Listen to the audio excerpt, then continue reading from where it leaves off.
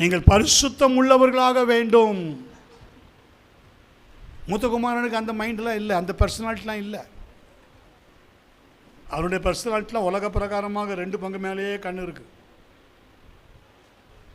வீடு ஆஸ்தி, வீடு ஆஸ்தி, வீடு ஆஸ்தி. ஆமென். நீ பரிசுத்தம் உள்ளவர்களாக வேண்டும். பரிசுத்தம் உள்ளவர்களாக வேணும்னா பர்சனாலிட்டி. எஸ், அதுக்கு என்னெல்லாம் தேவைன்னு சொன்னேன். Mind, emotions, desire. மைண்ட் என்னது? மனது. எமோஷன்னா உணர்ச்சி. உணர்ச்சியோடு இருக்கணும். உணர்ச்சி மீன்ஸ் என்னது? உங்களை தொடும்போது உங்களுக்கு என்ன செய்யணும்? உணர்ச்சி இருக்கா? இருக்கணும் இல்லையா? உங்களை தொட்டால் உங்களுக்கு என்ன இருக்கணும் சொல்லுங்கள்? உணர்ச்சி இருக்கணும். ஒரு ஆடு களவு போயிடுச்சுன்னா உணர்ச்சி இருக்கணும். உன்னை காணும், 99 இருக்கே, அதை வச்சு சந்தோஷப்படு. இல்லை, அந்த ஒன்று வரணும்.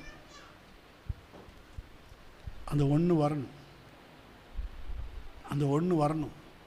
போன ஒன்று வரணும். ஆமென்.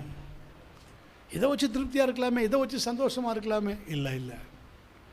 S, that's the personality.